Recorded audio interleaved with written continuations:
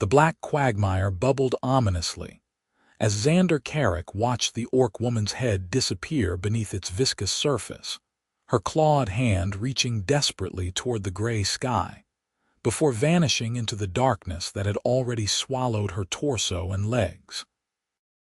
He did not hesitate, throwing himself forward onto his belly at the edge of the bog, his arm plunging into the cold muck up to his shoulder as his fingers searched blindly for any part of her he could grab.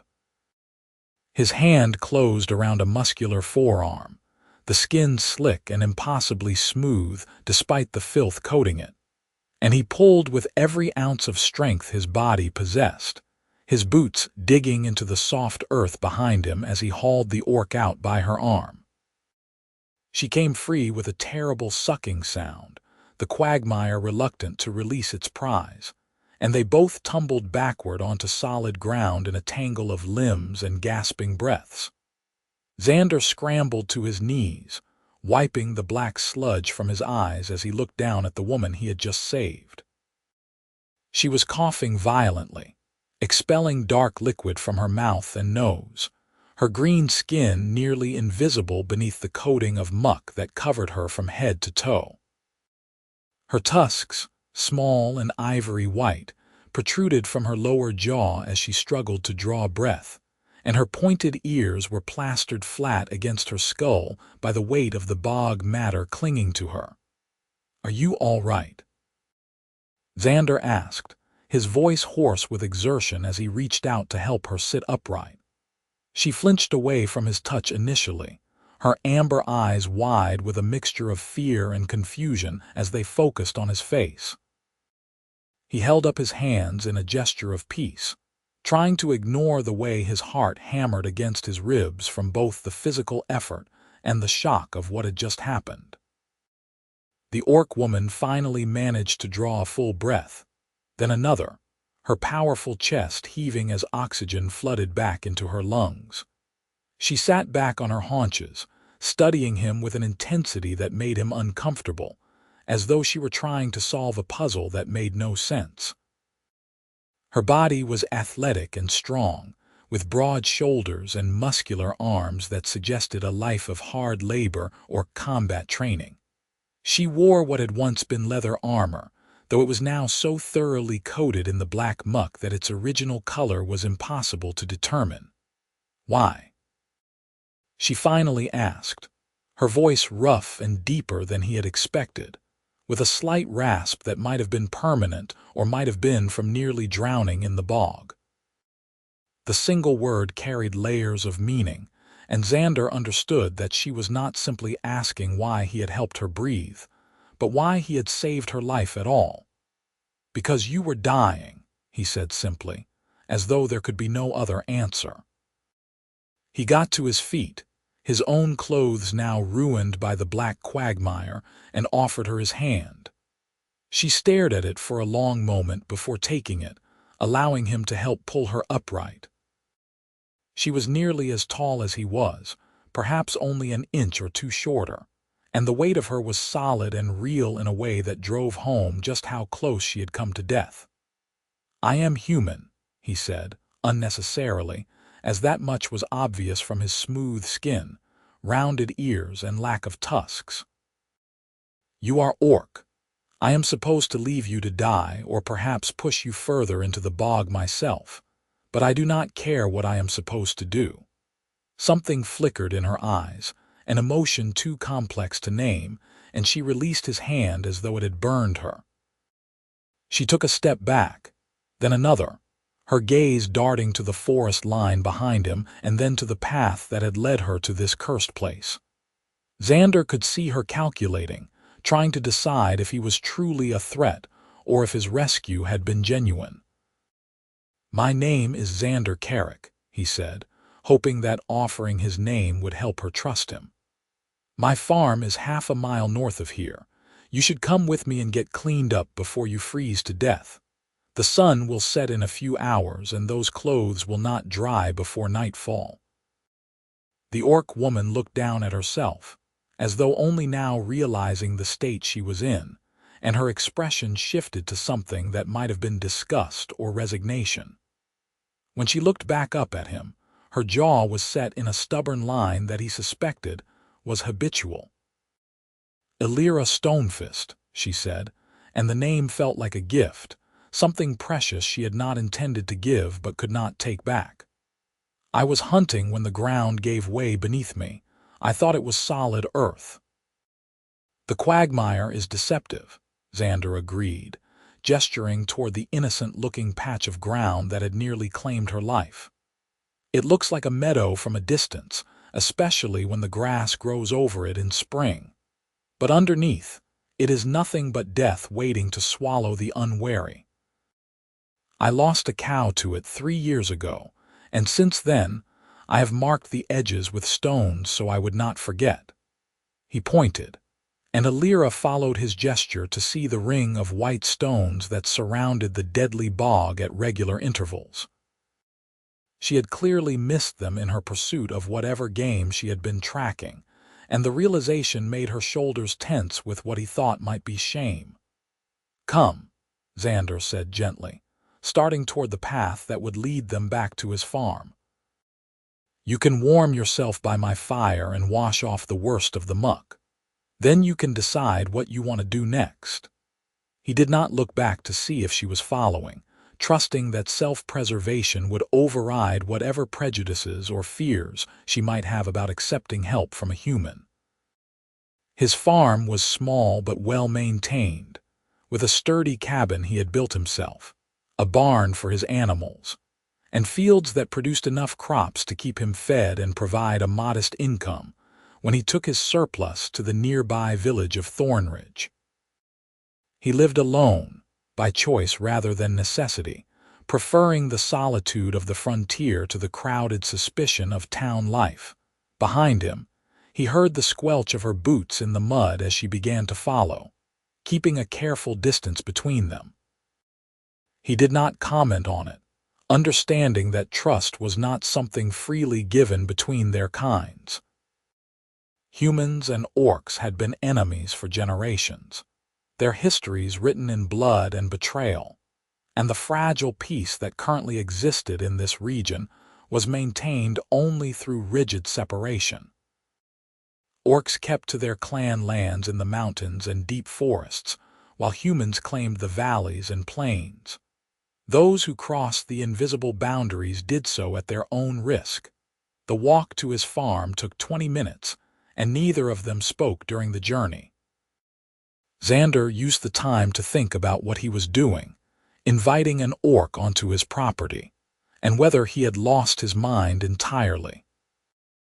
If anyone from Thornridge discovered what he had done, he would be labeled a traitor at best, and at worst, they might decide he was collaborating with the enemy and burn his farm to the ground. But he could not have left her in the bog, no matter what species she was, and he would not abandon her now simply because helping her was dangerous. His cabin came into view as they crested a small hill, its stone chimney releasing a thin trail of smoke into the evening air.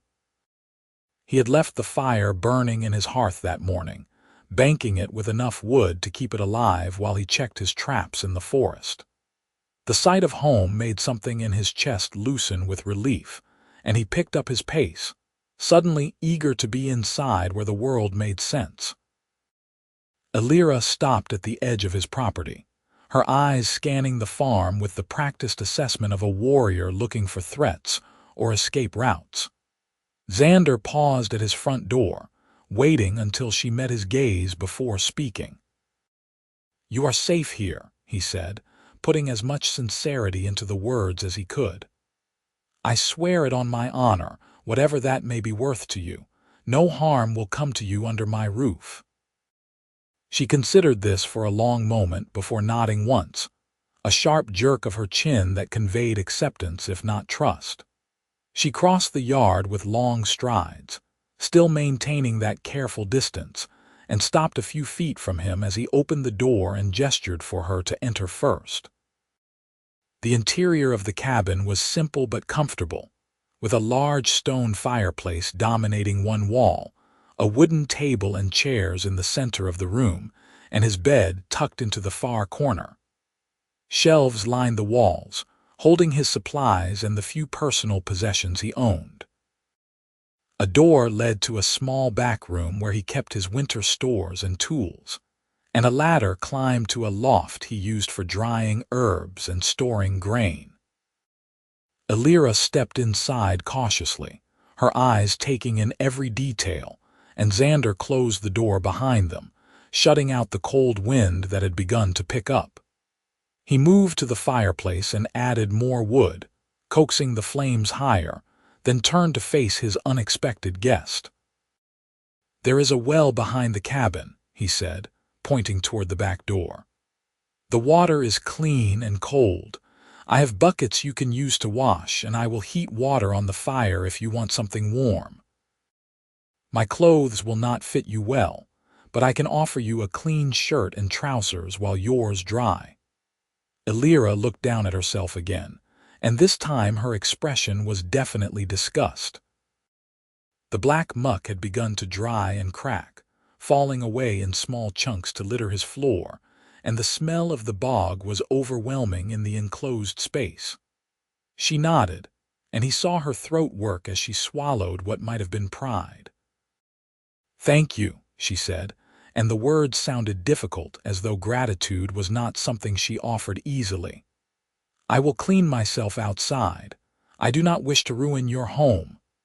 "My home will survive a little dirt," Zander said, but he understood her desire not to impose further.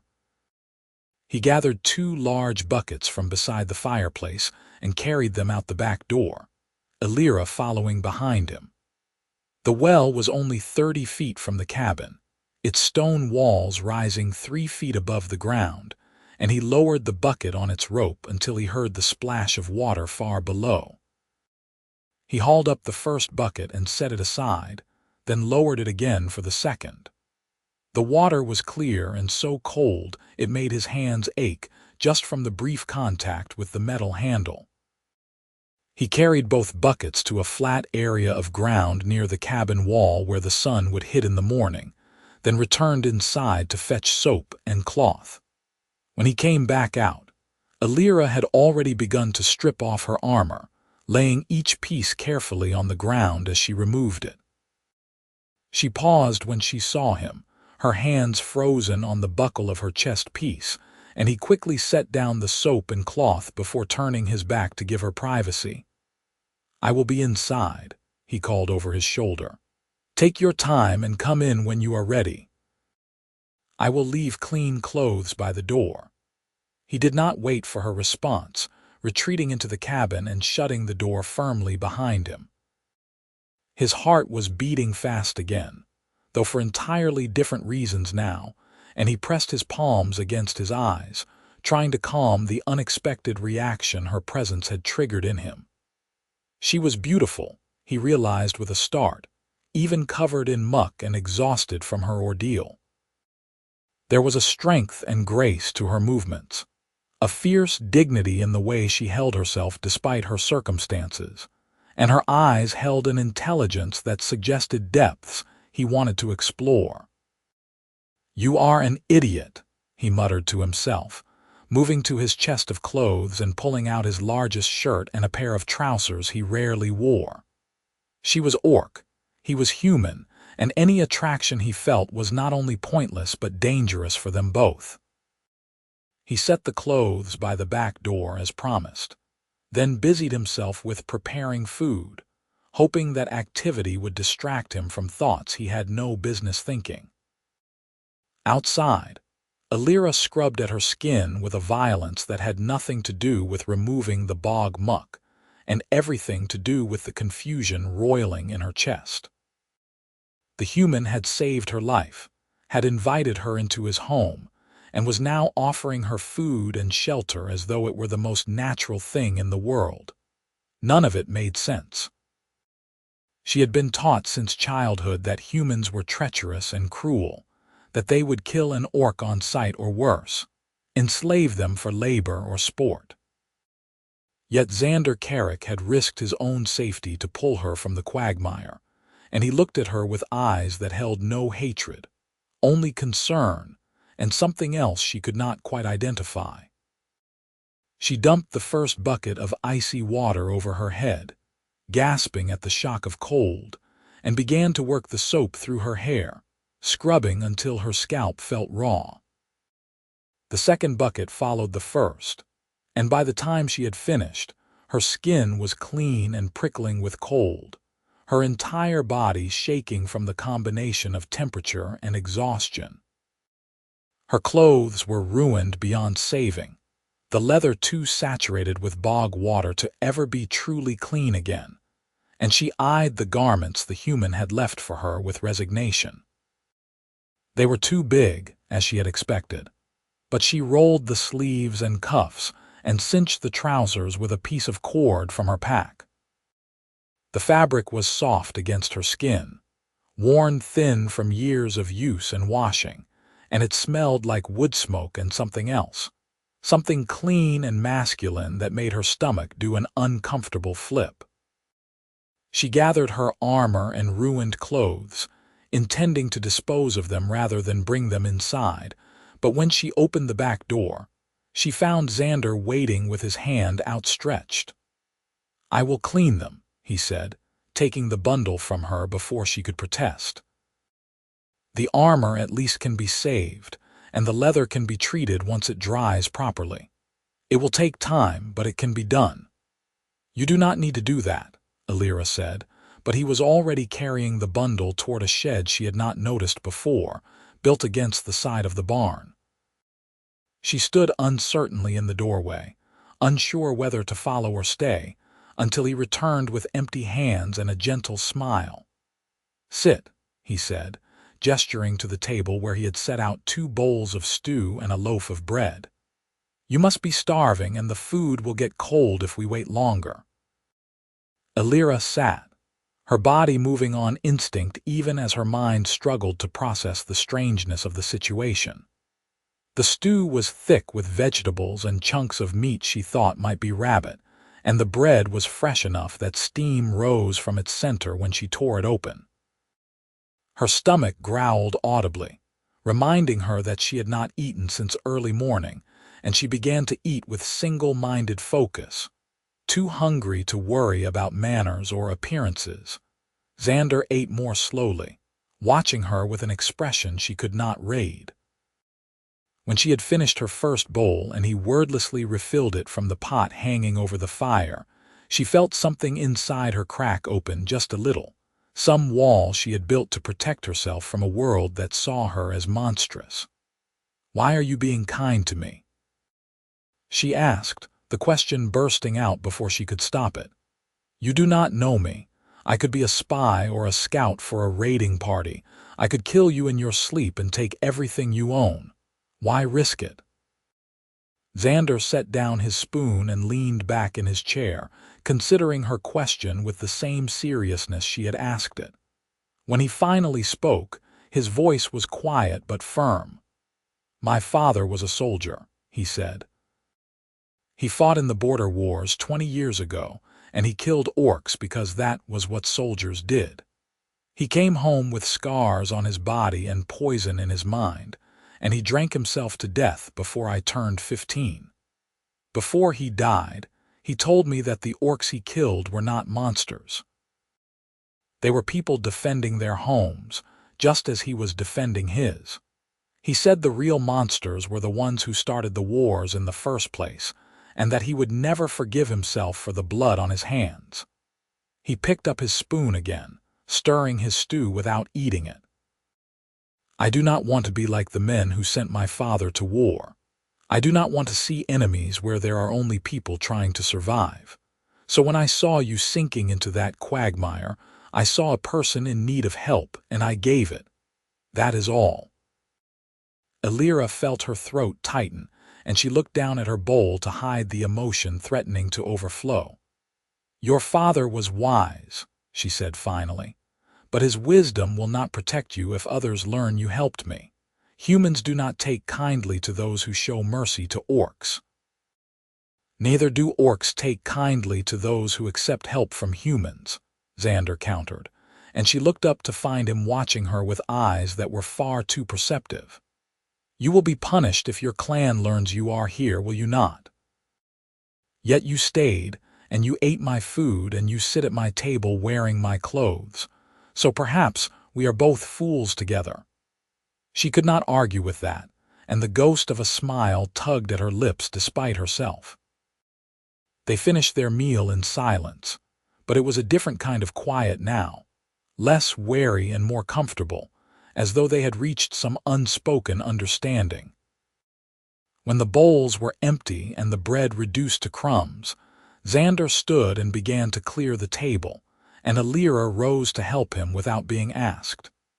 "You should rest," he said as she carried the bowls to the basin where he kept water for washing.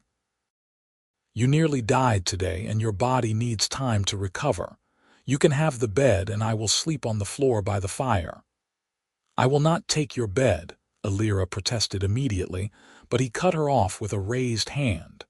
"You are my guest," he said firmly. "And I am offering you the bed because it is the right thing to do, not because I expect anything in return. Please, Elira, let me do this one thing without argument." The sound of her name in his voice did something strange to her insides, and she found herself nodding before she could think better of it. She was exhausted, she realized suddenly, as though the adrenaline that had been keeping her upright had finally drained away, leaving only bone-deep weariness behind.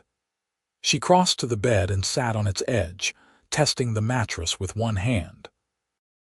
It was stuffed with straw and covered with thick quilts that looked handmade, and when she lay back, she sank into softness that felt like a luxury after years of sleeping on hard ground or thin bedrolls. Zander spread blankets near the fire and settled onto them with the ease of someone who had done this many times before. The firelight played across his features, highlighting the strong line of his jaw and the breadth of his shoulders, and Elira found herself studying him with more interest than was wise. He had brown hair that fell to his collar, slightly too long and in need of a trim, and gray eyes that seemed to see more than they should. His face was weathered from sun and wind, with lines at the corners of his eyes that suggested he smiled often, though he seemed serious now, lost in thoughts she could not guess at. "Zander," she said softly, and he turned his head to look at her across the dim space. "Thank you for everything. I will leave in the morning and trouble you no more." Something that might have been disappointment flickered in his eyes, but he nodded. "You are welcome to stay as long as you need," he said. "But I understand if you must go. Travel safely, Elira Stonefist." She closed her eyes, letting exhaustion pull her down into sleep, and her last conscious thought was that she did not want to leave in the morning, which was the most dangerous thing she could possibly feel. When Elira woke, gray dawn light was filtering through the cracks in the shutters, and the smell of cooking filled the cabin. She sat up slowly, her body stiff and sore in ways that had nothing to do with her near drowning and everything to do with muscles that had tensed against cold and fear.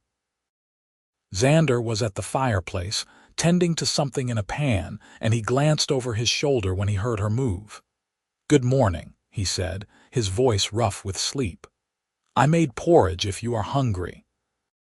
"I am always hungry," Elira admitted, swinging her legs out of bed and standing with a wince as her back protested. She crossed to the table and sat, accepting the bowl he brought her with a murmur of thanks. The porridge was thick and sweet, drizzled with honey and studded with dried berries, and she ate it gratefully while Zander finished his own breakfast. "Your armor is in the shed," he said as she scraped the last of the porridge from her bowl. "I cleaned it as best I could last night, and I oiled the leather so it would not crack as it dried. It will need a few more days before it is fully ready to wear, but it should be salvageable." Elira stared at him, at the dark circles under his eyes that suggested he had sacrificed sleep to work on her belongings, and felt that crack in her walls widen further. "You did not have to do that," she said, but even to her own ears the words sounded weak. "I know," Zander said simply. But I wanted to. She did not know what to say to that, so she said nothing, carrying her bowl to the basin and washing it with hands that trembled slightly. Outside, she could hear birds beginning their morning songs, and the wind had died down to a gentle breeze that promised a clear day. She should leave, she knew. Every moment she stayed put both of them in greater danger. But her armor was not ready, and she had nowhere to go that would not raise questions she could not answer. I could help you today, she said suddenly, the words spilling out before she could consider whether they were wise. You saved my life and you have fed me and sheltered me. The least I can do is work to repay the debt. Zander turned to look at her, surprise evident on his face. You owe me nothing, he said, but there was something hopeful in his eyes that made her push forward. I know I do not owe you, she said, meeting his gaze steadily. But I want to help anyway. Put me to work, Zander Carrick, and let me be useful while I am here. A slow smile spread across his face, transforming his features from serious to warm, and Elira felt her heart skip in a way that should have alarmed her, but instead felt right. In that case, he said, I could use help repairing the fence on the north pasture. A tree fell during the last storm and took out a whole section, and I have been putting off the work because it requires 2 people to do properly. Then we will fix your fence, Elira said, and it felt like a promise, though of what she was not certain. They worked through the morning and into the afternoon, hauling fallen timber and resetting fence posts in holes. They dug with tools that had seen better days. Elira's strength made the work easier than it would have been for Zander alone, and she found herself enjoying the physical labor, the way it let her mind go quiet while her body handled familiar tasks. Zander worked beside her with steady competence, and they fell into an easy rhythm, anticipating each other's movements and needs without requiring words. By the time the sun began its descent toward the western horizon, the fence was repaired and stronger than it had been before. They stood back to admire their work, both breathing hard and covered in dirt, and Zander turned to her with a grin that made him look years younger. That would have taken me 3 days alone, he said. Thank you, Elira, truly.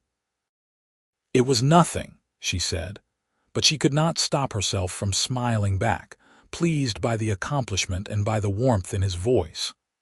They walked back to the cabin together, and Elira realized with a start that the wariness she had felt the day before was almost entirely gone. She felt comfortable here, in a way she had not felt comfortable anywhere in a very long time, and the realization was both wonderful and terrifying. That evening they ate together again, and afterward Zander brought out a set of carved wooden pieces and a board marked with squares. Do you know how to play chess? He asked, setting up the pieces with practiced movements. No, Elira admitted. We do not play games like that in the clans, but I am willing to learn if you are willing to teach.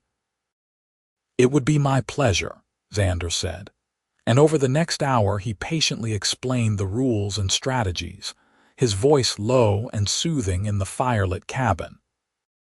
Elira discovered she had an aptitude for the game, thinking several moves ahead and anticipating his strategies in ways that made him laugh with delight when she captured his queen with an unexpected play. You are a natural, he said, resetting the board for another game. Or perhaps I am simply an easy opponent. You are not easy, Elira said, and then felt her face heat as she realized how the words might sound. Zander's eyes widened slightly, and then he ducked his head, but not before she saw the color rising in his own cheeks. They played another game in slightly awkward silence, and when Elira won again, Zander declared her the champion and put the board away. I should check the barn before bed, he said, standing and stretching. One of the goats is close to kidding, and I want to make sure she is comfortable. Would you like to come with me? Elira agreed, following him out into the cool night air and across the yard to the barn. Inside, the smell of hay and animals was warm and comforting, and soft noises came from the stalls as the livestock settled for the night. Zander led her to a pen in the back corner where a brown goat with white markings lay on her side, her belly distended with pregnancy. "This is Daisy," Zander said, rubbing the goat's ears with evident affection. "She is due any day now, and I am hoping for at least 2 kids. She had triplets last year, but one was stillborn, and I do not want that to happen again." "Do you need help when she gives birth?"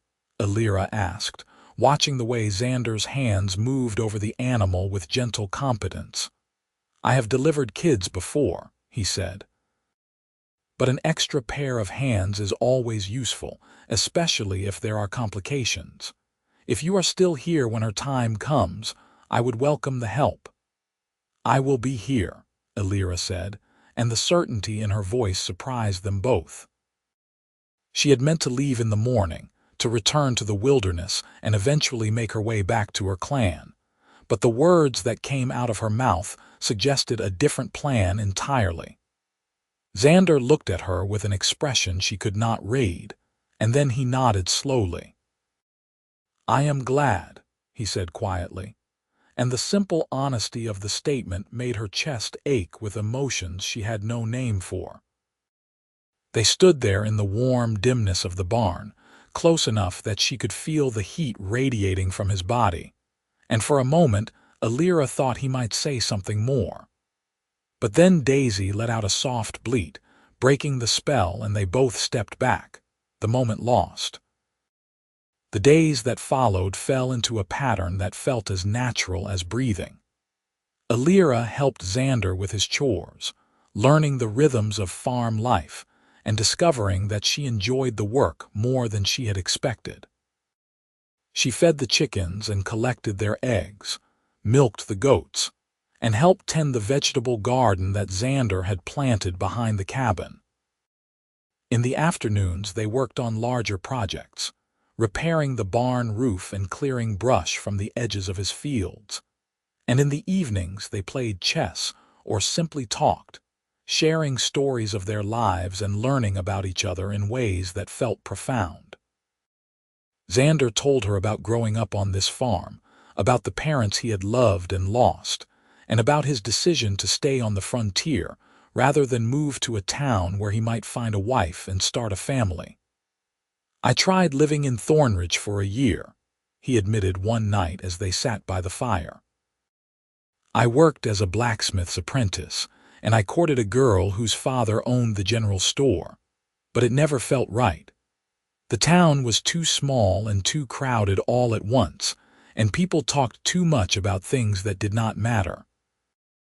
I came back here and I have not regretted it, even though it means I am alone most of the time." "You do not seem lonely," Elira observed, and he smiled. "I was not until recently," he said, "but now I think I will be lonely again when you leave." Elira did not know how to respond to that, so she told him about her own life, about growing up in the Stonefist clan and training as a hunter and warrior. "I was good at it," she said, "maybe too good. The clan elders wanted me to marry one of the war chiefs and produce strong children to carry on the bloodline. But I did not want that life, even though refusing brought shame to my family. I left 3 months ago, telling them I needed to walk the long trail to prove myself worthy. But really I just wanted to be free, to make my own choices without a dozen voices telling me what those choices should be." "And what do you want?" Zander asked, his gray eyes reflecting the firelight as he looked at her. "I do not know any more," Elira admitted. "I thought I wanted solitude and independence. But being here, working beside you, I realize I may have been wrong about what would make me happy." The words hung between them, heavy with implications neither of them seemed ready to address directly. Zander reached out slowly, giving her time to pull away, and took her hand in his. His palm was warm and calloused from labor, and his fingers curled around hers with a gentleness that made her throat tight. "Stay," he said simply. "Not because you owe me, and not because you have nowhere else to go. Stay because you want to for as long as you want to. I know it is complicated, and I know there are 100 reasons why it is a terrible idea, but I do not care about any of them. I care about you, Elira, and I want you here." Elira looked down at their joined hands, at the contrast between his human skin and her green flesh, and felt the last of her walls crumble to dust. "I want to stay," she whispered, "but I am afraid, not of you but of what will happen if people find out. Your neighbors will turn on you, and my clan will hunt me down if they discover I am living with a human. We could both lose everything." "Then we will be careful," Zander said, squeezing her hand gently. "You can stay hidden when I go to the village, and I will make sure no one has reason to come to the farm unexpectedly. It is not a perfect solution, but it is better than the alternative." "Which is?" Elira asked, even though she already knew the answer. "Saying goodbye," Zander said, and the pain in his voice matched the ache in her own chest. "And I am not ready to do that. Not now, and maybe not ever." Elira lifted their joined hands and pressed her lips to his knuckles, a gesture of affection she had seen human couples exchange, but had never performed herself. Xander's breath caught, and when she looked up, his eyes were dark with an emotion that made her pulse race. "I am not ready either," she said, and it felt like the truest thing she had ever spoken. That night when they went to bed, Zander did not take his usual place by the fire. Instead, he sat on the edge of the bed next to her, his weight making the mattress dip, and looked at her with a question in his eyes. Elira answered by reaching for him, pulling him down beside her, and when he wrapped his arms around her, she buried her face against his chest and let herself feel safe in a way she had never felt before. They did not make love that night, or the night after, content to simply hold each other and learn the shape and warmth of each other's bodies. There was an intimacy in the restraint, in the way they touched with reverence rather than urgency, and Elira found herself falling deeper with each passing day, until she could no longer imagine a life that did not include Zander Carrick. 2 weeks after she had nearly drowned in the Quagmire, Daisy the goat went into labor in the middle of the night. Zander woke to the sound of distressed bleeding and was out of bed and pulling on his boots before Elira had fully registered what was happening. She followed him to the barn, both of them carrying lanterns to light their way, and found Daisy pacing in her pen, clearly uncomfortable and frightened. "It is starting," Zander said, moving into the pen and kneeling beside the laboring goat. "Can you bring me clean cloths and the bucket of warm water I keep by the fire? And there is a bottle of oil in the cupboard. Bring that too." Elira ran to fetch the supplies, her heart pounding with a mixture of excitement and concern. She had helped with births in the clan, mostly the larger livestock the orcs kept for meat and leather, but she had never assisted with something as small and delicate as a goat. She returned with everything Zander had requested and knelt beside him, watching as he examined Daisy with gentle, experienced hands. "The first kid is coming," he said after a moment, "but I think it is positioned wrong. I can feel hooves, but they are pointing the wrong direction. I need to turn it before it gets stuck, or we will lose them both." He rolled up his sleeves and oiled his hand and arm, then reached carefully inside the goat while Elira held the lantern high and murmured soothing words to Daisy. The goat bleated in pain, thrashing slightly, and Elira used her free hand to steady the animal while Zander worked.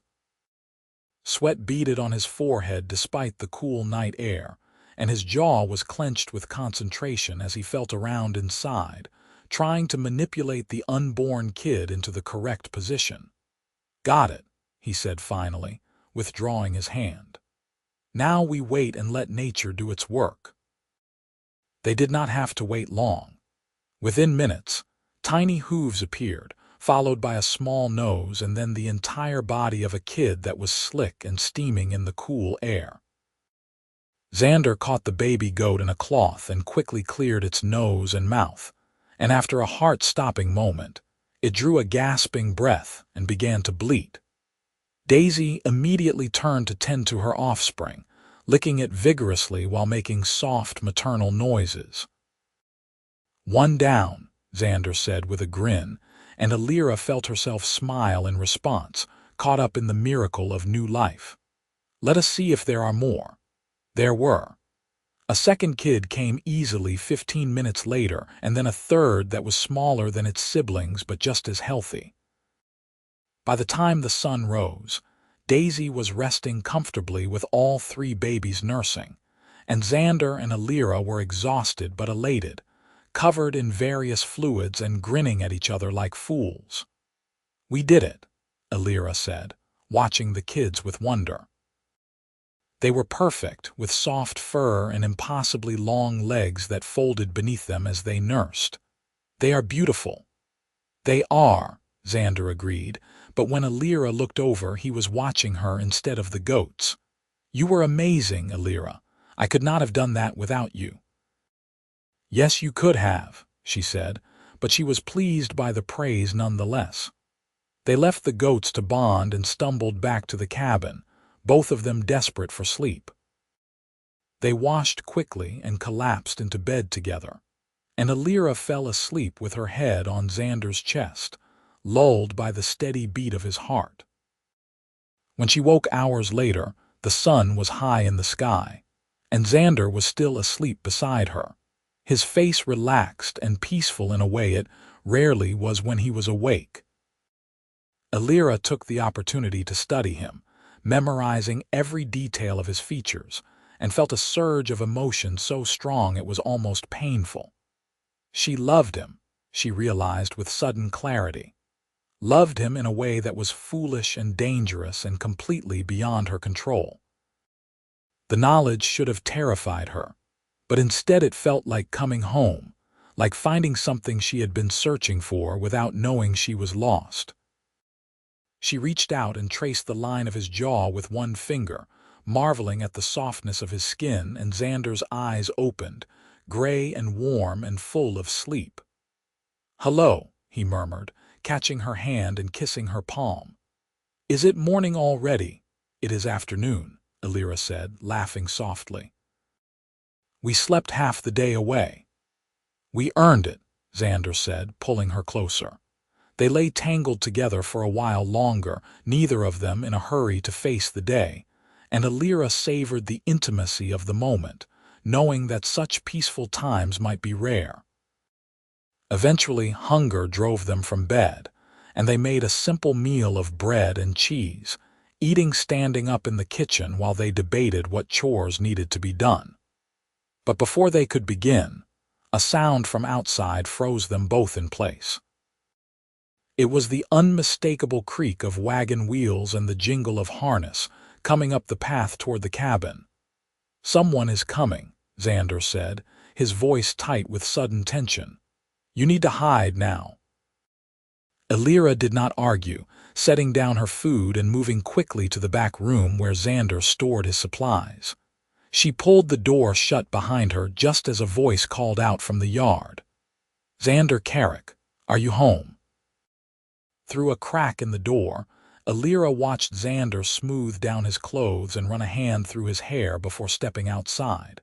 She could not see who had arrived, but she could hear Zander's voice, carefully neutral as he greeted the visitor. "Marcus," he said, and Elira recognized the name.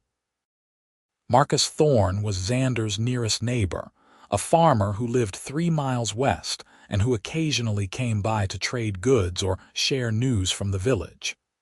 "What brings you out this way?" "Came to give you warning," Marcus said, his voice gruff and urgent. "There have been orc sightings in the area."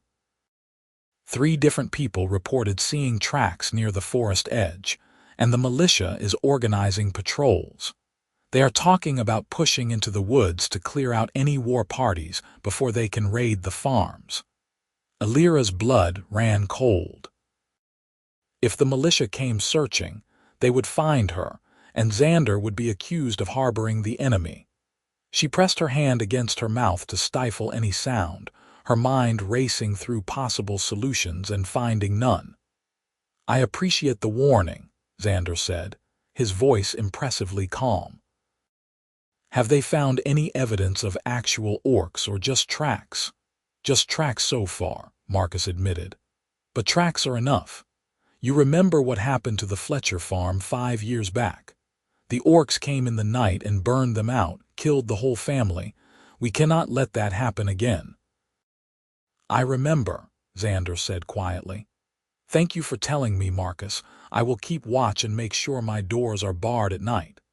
"You do that," Marcus said. "And if you see anything suspicious, anything at all, you come straight to the village and report it. The militia needs to know where these creatures are hiding so we can deal with them properly." Creatures. The word hit Elira like a physical blow, a reminder of how most humans saw her kind.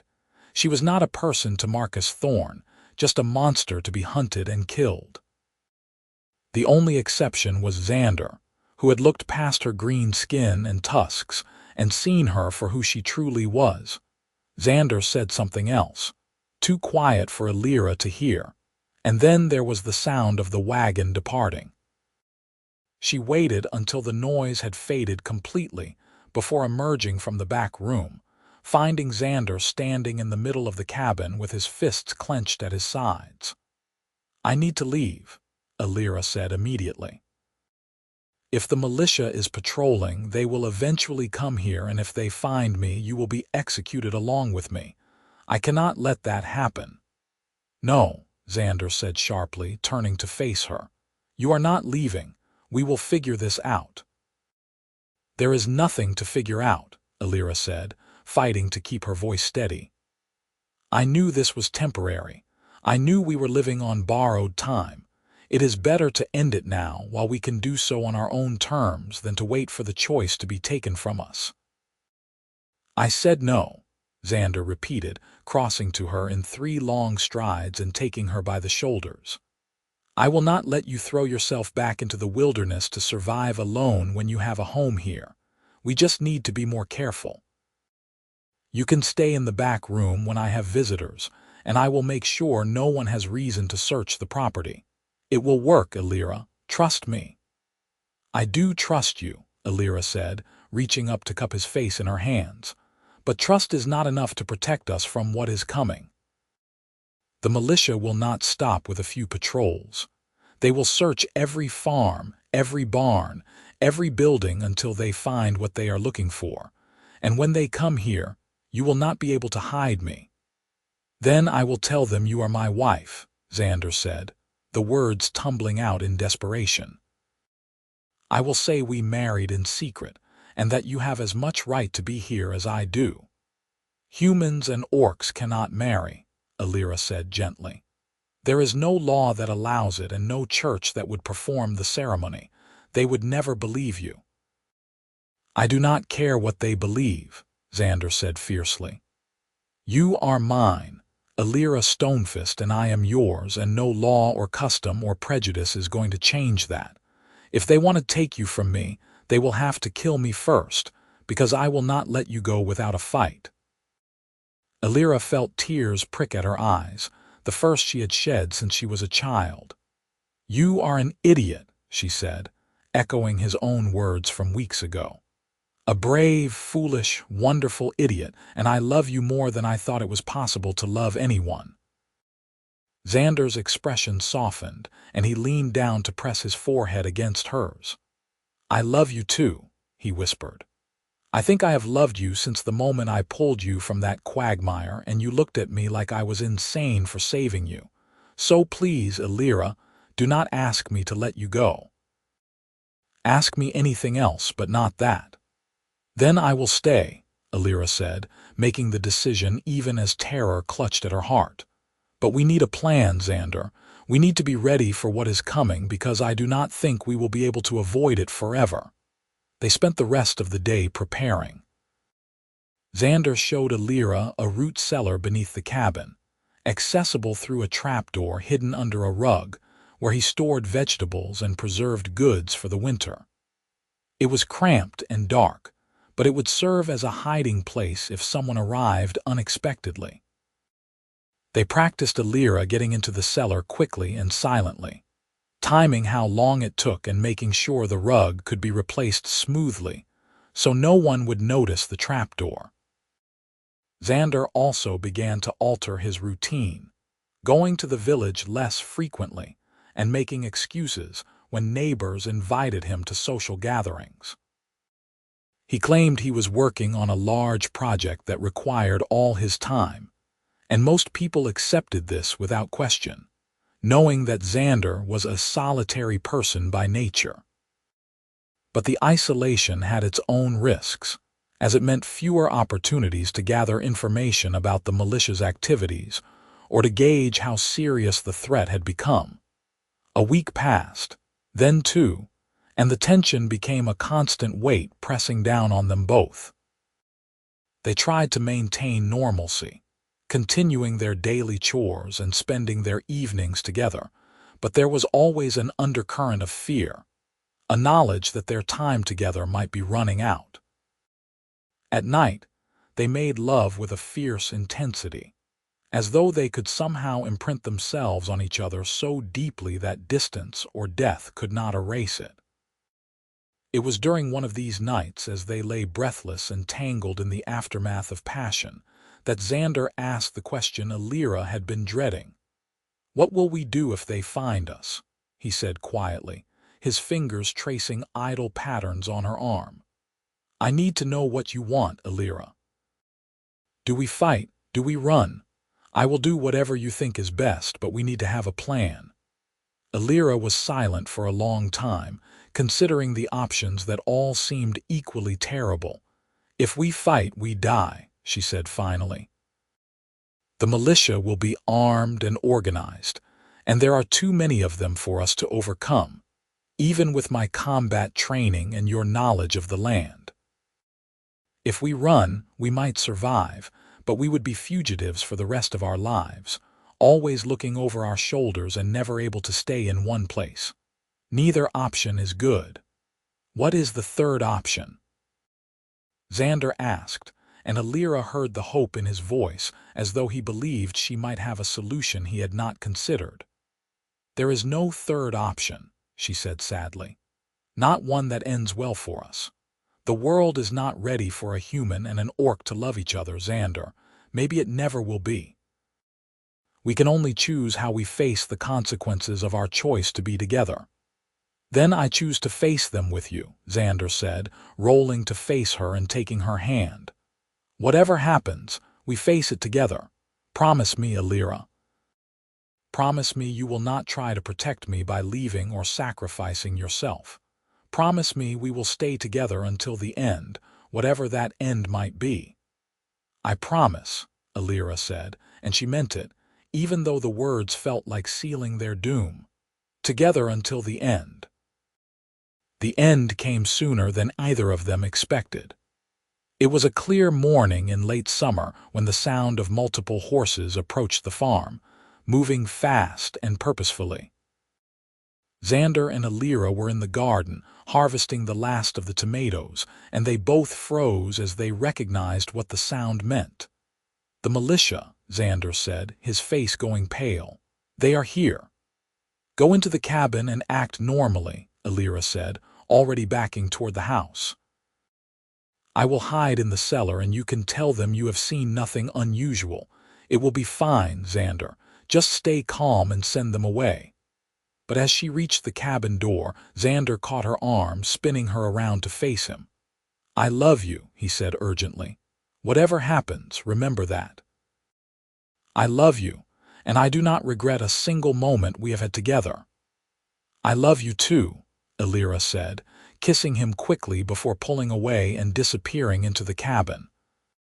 She could hear the horses entering the yard as she lifted the rug and opened the trapdoor, lowering herself into the root cellar and pulling the door shut above her head. The darkness was absolute, and the smell of earth and vegetables was overwhelming, but she forced herself to breathe slowly and quietly, pressing her ear against the wood to listen to what was happening above. Footsteps crossed the floor of the cabin, and then Zander's voice, speaking with a calm she knew he did not feel. "Can I help you, gentlemen?" Zander Carrick.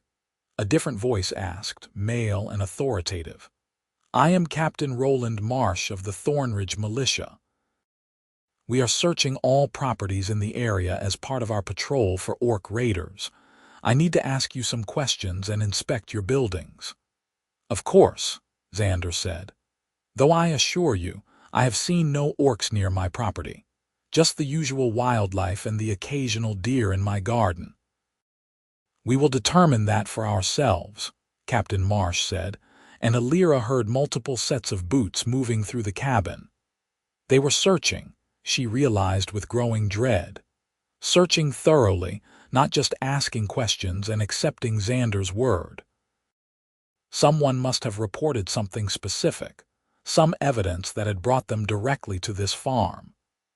"Your nearest neighbor mentioned that you have been behaving strangely these past weeks," Captain Marsh continued, his voice moving closer to where Elira hid. "Refusing invitations, avoiding the village, spending unusual amounts of time behind your cabin. He also said he heard voices when he passed by last week. 2 voices, one of them distinctly not human. Care to explain that?" "Marcus Thorne has always had an overactive imagination," Zander said, but there was strain in his voice now. "I have been working on a project that requires concentration, and I often talk to myself when I am thinking through problems.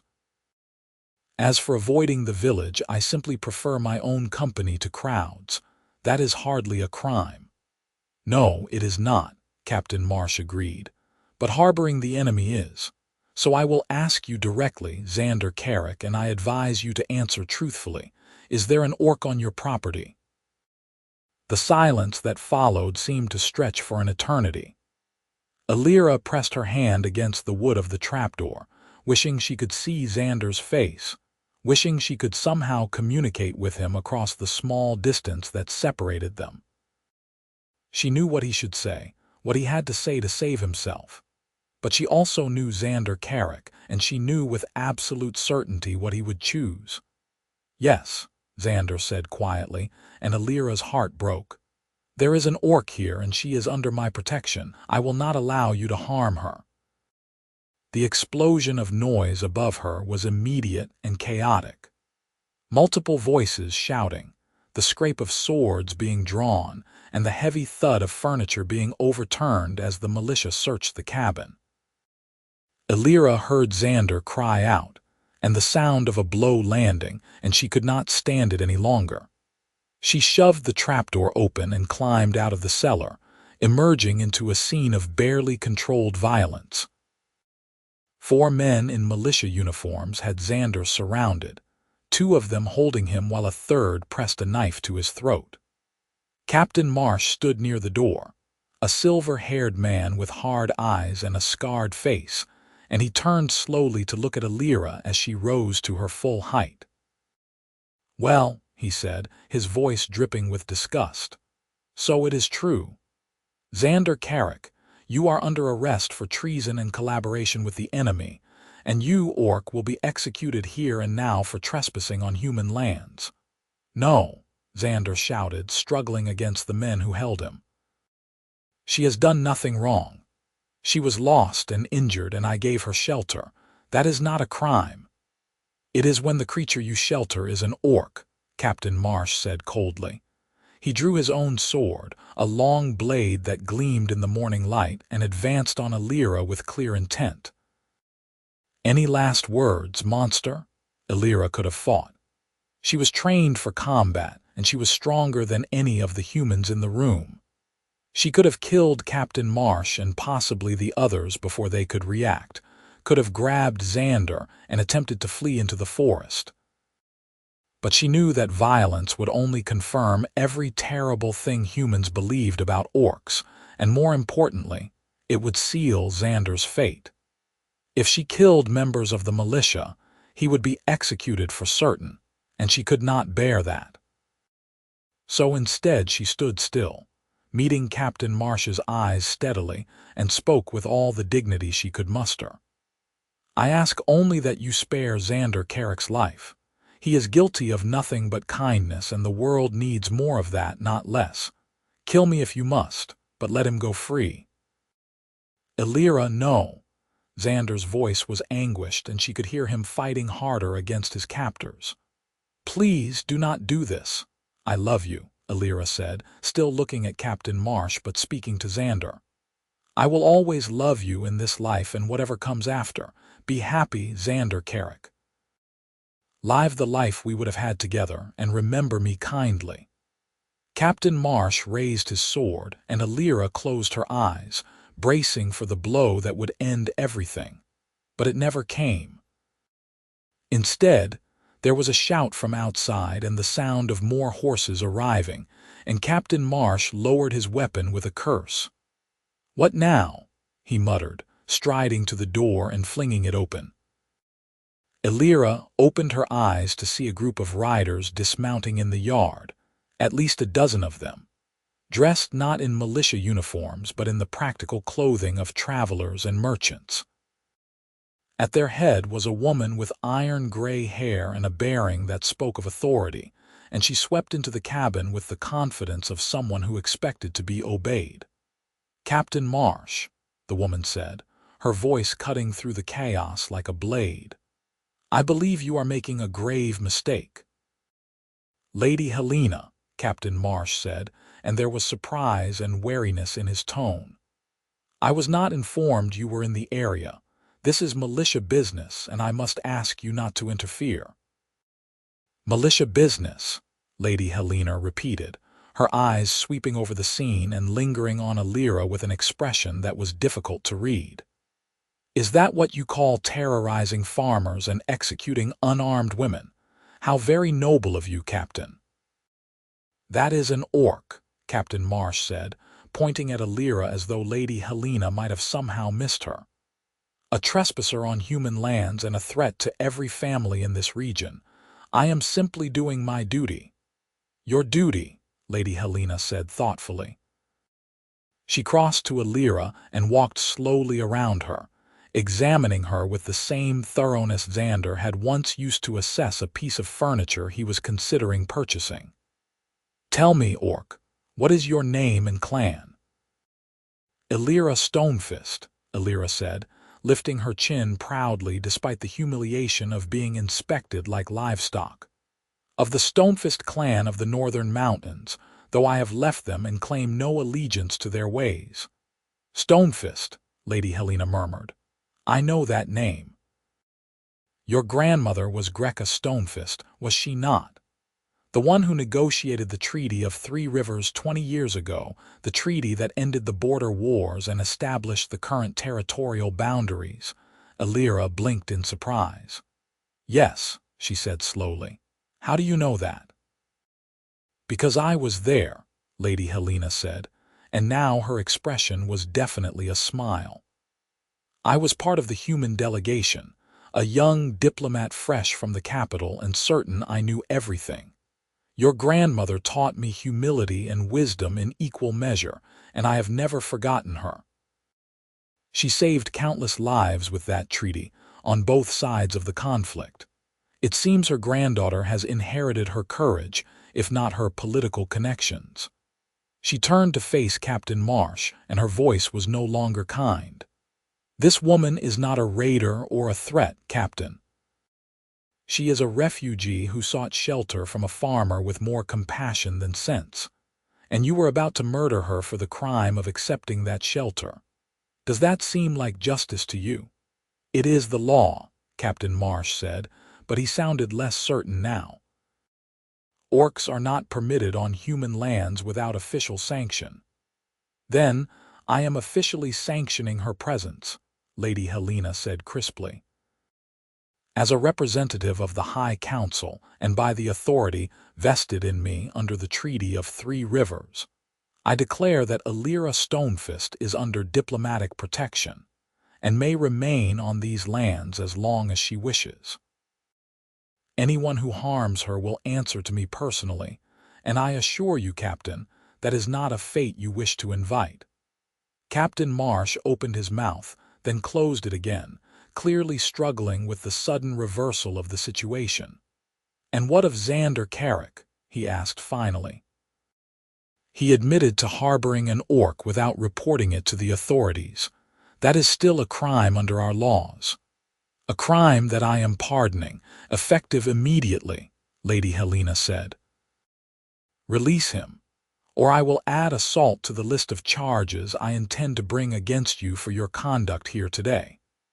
The militiamen holding Zander let him go reluctantly, and he stumbled forward, catching himself against the table.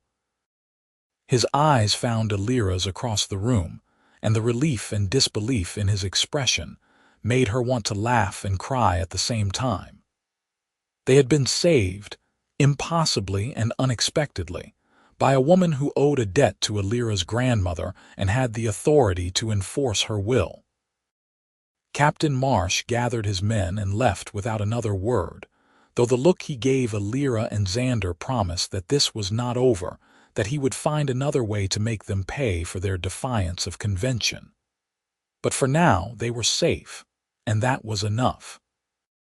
When the militia had gone, Lady Helena turned to face them both, her expression softening into something that might have been sympathy. "You two have caused quite a commotion," she said. "The entire village is talking about the human farmer and the orc woman, speculating wildly about what you might be doing out here alone together. I confess I came out of curiosity as much as concern, and I am glad I did." "Thank you," Zander said, his voice rough with emotion. "We owe you our lives, Lady Helena. I do not know how we can ever repay such a debt." "You can start by being more careful," Lady Helena said dryly. "Diplomatic protection only extends so far, and there are many who would love to see it revoked. You will need allies, both in the human community and among the orc clans, if you wish to continue this relationship without constant threat of violence." "We do wish it," Elira said, moving to stand beside Zander and taking his hand in hers. "More than anything. But I do not know how to build those alliances when both our peoples see us as traitors." "With difficulty and patience," Lady Helena said, "but not impossibly. The world is changing, slowly but inevitably, and there are more people on both sides who are tired of the old hatreds than you might think. I can help, if you are willing to let me. I have connections in the capital and among several orc clans who were party to the treaty. Between us, we might be able to create a legal framework that allows for marriages between humans and orcs, at least in frontier regions where the old prejudices are less entrenched." "Marriage," Zander repeated, and Elira felt his hand tighten around hers. "Is that truly possible?" "With enough political will and the right precedents, anything is possible," Lady Helena said. "But it will not happen overnight, and you will need to be patient. In the meantime, I suggest you continue as you have been, but with more discretion. Keep your relationship private, avoid drawing attention, and let me work behind the scenes to build the support you will need." "We can do that," Elira said, hope blooming in her chest for the first time since the militia had arrived. "And we are grateful for any help you can provide, Lady Helena." "Truly?" "Good," Lady Helena said briskly. "Then I will leave you to your farm and your life together, but I will return in 6 months to check on your progress, and I expect to find you both alive and still stupidly in love. Do not disappoint me." She left as abruptly as she had arrived, her entourage mounting their horses and riding away in a cloud of dust. Zander and Elira stood in the doorway of the cabin, watching them go, and when they were finally alone again, they turned to each other and simply held on, both of them shaking with the aftermath of fear and relief. "We are going to be all right," Zander said, his voice muffled against her hair. "I do not know how, but we are going to be all right." "Yes," Elira agreed, tightening her arms around him. "We are." The months that followed were not easy, but they were manageable in ways they had not been before Lady Helena's intervention.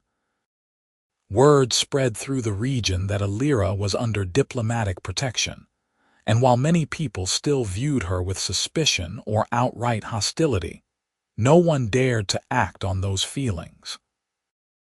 Zander continued to work his farm, and Elira helped him, and gradually they began to venture out together, first to the edges of the property and then, cautiously, into Thornridge itself. The village was small enough that gossip traveled fast, and their appearance together caused a sensation. People stared and whispered, and some refused to do business with Zander, but others were curious or even supportive. An elderly woman who ran the bakery gave them a loaf of bread and told them she thought it was romantic, that love should not be constrained by species or custom. A young man who worked at the smithy asked Elira to teach him about orc metalworking techniques, fascinated by the differences in their approaches to the craft. Slowly, painfully, they began to build a life that included more than just each other. Lady Helena visited as promised, bringing news that the High Council was debating a proposal to allow interspecies marriages in designated frontier zones, and that several prominent orc clans had expressed support for the measure. It was not certain to pass, but the fact that it was being discussed at all was a sign of progress. During her visit, Lady Helena brought someone with her, a young orc man named Thuron who served as her assistant and translator. Thuron was fascinated by Elira and Zander's story, and he spent hours talking with Elira about her experiences and asking her advice on how to navigate human society. It was through Thuron that Elira learned her grandmother had died 2 years earlier, peacefully and surrounded by family, and the news brought a complicated mixture of grief and relief. She had not been close to Greca, but she had respected her, and she wished she could have told her grandmother about Zander and received her blessing. A year after the day Zander had pulled her from the Quagmire, Elira woke on a crisp autumn morning to find him already dressed and pacing nervously in the cabin. She sat up in bed, watching him with amusement and concern in equal measure. "What is wrong?" she asked. "You are moving like a caged animal, and it is making me nervous." "Nothing is wrong," Zander said, but he did not sound convincing. He crossed to the bed and sat beside her, taking her hands in his. "Actually, everything is right, which is what makes this so terrifying. Elira, I need to ask you something, and I need you to answer honestly without worrying about what you think I want to hear." "All right," Elira said slowly, her heart beginning to beat faster. "Ask." Zander took a deep breath, and when he spoke, his voice was steady and sure despite the nerves she could see in his eyes. "I love you, Elira Stonefist. I have loved you since the day I met you, and I will love you until the day I die and beyond. You are my partner, my best friend, and the person I want to spend the rest of my life beside. So I am asking you, will you marry me? I know it is not legal yet, and I know we may have to wait years before we can make it official, but I want to bind myself to you in whatever way I can. Will you have me?" Elira felt tears spill down her cheeks, and she did not try to stop them. "Yes," she said, her voice breaking on the word. "Yes, Zander, I will marry you. In whatever way we can, by whatever customs or laws we are able, I will be your wife and you will be my husband. I want that more than I have ever wanted anything." Zander pulled her into his arms, and they held each other while the sun rose higher outside, painting the cabin in shades of gold and amber. When they finally pulled apart, Zander reached into his pocket and pulled out a simple ring made of twisted iron, clearly forged by his own hands. "I made this for you," he said, slipping it onto her finger. It fit perfectly, as though he had measured her hand while she slept, and the metal was warm from his body heat. "It is not fancy, but it is strong like you, and it is a promise that I will always be here, no matter what happens." Elira looked down at the ring, then up at Zander, and felt a surge of love so powerful it was almost overwhelming. "It is perfect," she said, "and I will wear it proudly as a symbol of everything we have overcome and everything we will face together." They decided to hold their own ceremony, a private exchange of vows in the meadow where they had first met, beside the black quagmire that had brought them together. They invited no one, wanting the moment to be theirs alone, and on a clear day in late autumn they stood hand in hand and spoke the words that bound them to each other. Zander went first, his voice clear and strong. "I, Zander Carrick, take you, Elira Stonefist, to be my wife and my partner. I promise to love you, to honor you, to support you in all your endeavors, and to stand by your side through whatever trials we may face. I give you my heart, my loyalty, and my trust, for as long as we both shall live." Elira felt her throat tighten with emotion, but she forced herself to speak clearly. "I, Elira Stonefist, take you, Zander Carrick, to be my husband and my companion. I promise to love you, to respect you, to share your burdens and your joys, and to fight for our future with everything I have. I give you my strength, my devotion, and my faith, for as long as we both shall live and beyond." There was no priest to declare them married, no witnesses to sign documents, but it did not matter. They were bound by something stronger than law or custom, bound by love and choice and the determination to build a life together despite all obstacles. They kissed in the shadow of the black quagmire, sealing their vows, and when they walked back to the cabin hand in hand, they did so as husband and wife in every way that mattered. The legal recognition they sought came 2 years later, when the High Council finally passed the Frontier Marriage Act, allowing humans and orcs to legally wed in designated regions. Zander and Elira were among the first couples to register under the new law, and the ceremony was performed by Lady Helena herself, who had worked tirelessly to make it possible. This time there were witnesses, including Thuron and several other couples who had been waiting for the same opportunity, and the celebration lasted well into the night. But the legal marriage, while important, felt almost anticlimactic compared to the vows they had exchanged in the meadow. Those had been theirs alone, spoken from the heart without concern for politics or precedent, and they remained the promises that mattered most.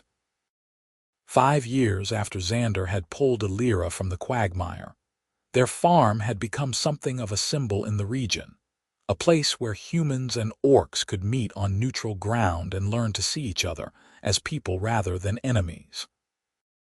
Elira had started teaching combat techniques to anyone who wanted to learn, human and orc alike, and Zander had expanded his farm to accommodate visitors and guests.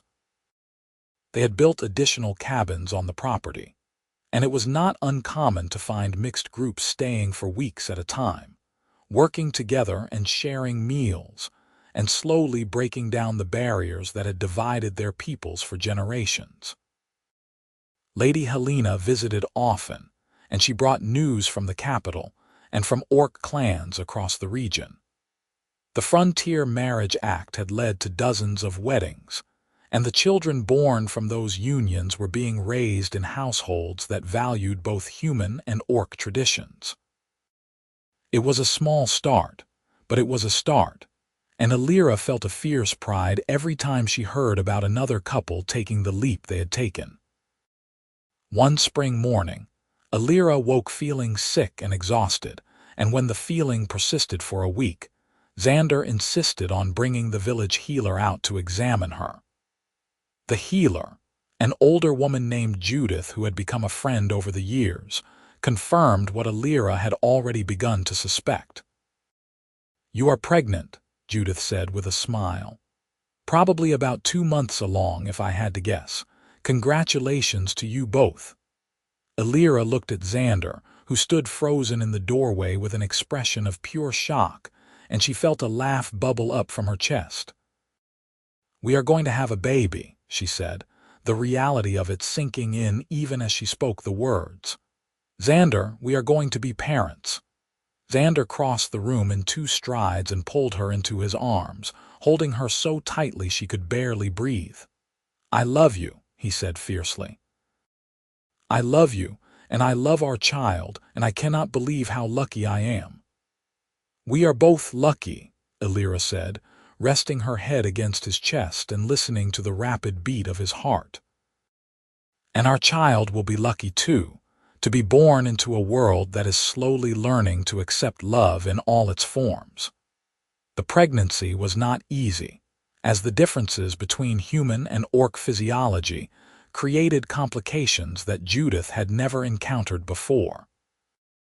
But Elira was strong, and Zander was attentive, and when their daughter was born on a cold winter night, she was perfect. She had green skin like her mother and rounded ears like her father, with tiny tusks just beginning to show and eyes that shifted between Elira's amber and Zander's gray depending on the light. They named her Lyra, after Zander's mother, and she became the center of their world. Watching her grow, learning to walk and talk and navigate a world that did not quite know what to make of her, was both a joy and a challenge. But Elira and Zander faced it together, as they had faced everything else, and they taught their daughter to be proud of her heritage, both human and orc, and to never let anyone make her feel less than whole. On Lyra's 5th birthday, the family stood together in the meadow beside the black Quagmire, the place where their story had begun. Elira looked at the ring of white stones marking the deadly bog, and at Zander and Lyra standing beside her, and felt a wave of gratitude so profound it brought tears to her eyes. "What are you thinking?" Zander asked, taking her hand and squeezing gently. "I am thinking that I almost died here," Elira said, gesturing to the Quagmire. "I sank fast in the black muck, certain it was the end, and then you reached down and hauled me out by my arm and you gave me a second chance at life. Everything I have now, everything we have built together, started with that one act of kindness. You saved me, Zander, in more ways than you will ever know." "You saved me too," Zander said quietly. "I was alone and lonely, going through the motions of living without really feeling alive. And then you came into my life, fierce and proud and so beautiful it hurt to look at you, and you taught me what it meant to truly love someone. We saved each other, Elira. That is what makes this work." Lyra tugged on her mother's hand, impatient with the adult conversation. "Can we go see the baby goats now?" she asked, and Elira laughed, scooping her daughter up and settling her on one hip. "Yes, we can see the baby goats," she said, starting back toward the barn with Zander walking beside her. "And then we will have cake, because it is your birthday and birthdays require cake." "And presents?" Lyra asked hopefully, and Zander ruffled her hair with affection. "And presents," he agreed. "Though I think the best present is already here, in the form of family and love and the knowledge that we are all exactly where we are supposed to be." As they walked away from the Quagmire, Elira looked back one last time at the place where her life had almost ended and instead had truly begun. The black muck bubbled ominously, as it always did, but it held no fear for her now. It was simply part of their story, a reminder that from darkness and danger could come light and love, if only someone was brave enough to reach down and offer a hand. And Zander Carrick had been that someone, the human who looked at an orc woman drowning in a bog and saw not an enemy but a person worth saving. Everything else, all the joy and struggle and triumph that had followed, flowed from that one moment of compassion. It was a lesson Elira carried with her always, and one she was determined to pass on to her daughter and to anyone else who would listen. Love, she had learned, was the most powerful force in the world. It could bridge divides that seemed impossible, heal wounds that appeared permanent, and create families from the most unlikely combinations. It was not always easy, and it was not always safe, but it was always worth fighting for. As the sun set over the farm that had become their home, Elira stood in the doorway of the cabin and watched Zander chase Lyra around the yard, their laughter ringing out across the fields. She thought about the years they had already shared and all the years still to come, and she felt a contentment so deep, it seemed to fill her entire being. They had built something beautiful here, something that would outlast them both and serve as a beacon for others who dared to love across boundaries. And it had all started with a rescue, with a man who reached down into darkness and pulled an orc woman to safety, never imagining that in saving her life, he would find his own purpose and happiness. The black quagmire bubbled in the distance, a dark reminder of how fragile life could be and how precious each moment was. But Elira did not fear it anymore. She had been pulled from its depths by love, and love had taught her to fly. And so their story continued, written in the daily choices they made to be kind, to be brave, and to believe in a future where all people, regardless of skin color or species, could live together in peace. It was a dream that would take generations to fully realize, but every day brought them closer, one small act of courage at a time. In the end, that was all anyone could do. Reach down when someone was drowning, offer a hand when someone was lost, and choose love over fear whenever the opportunity arose. Zander and Elira had done that, and in doing so, they had changed not just their own lives but the lives of countless others who came after them. As darkness fell and the stars emerged overhead, the family gathered inside their cabin, warm and safe and together. And outside in the meadow, the white stones around the black quagmire stood silent sentinel, marking the place where everything had changed, where death had been denied and love had triumphed. It was, Elira thought as she drifted off to sleep with Zander's arms around her and Lyra sleeping peacefully in the next room, the best possible ending to a story that had started with such terror and despair.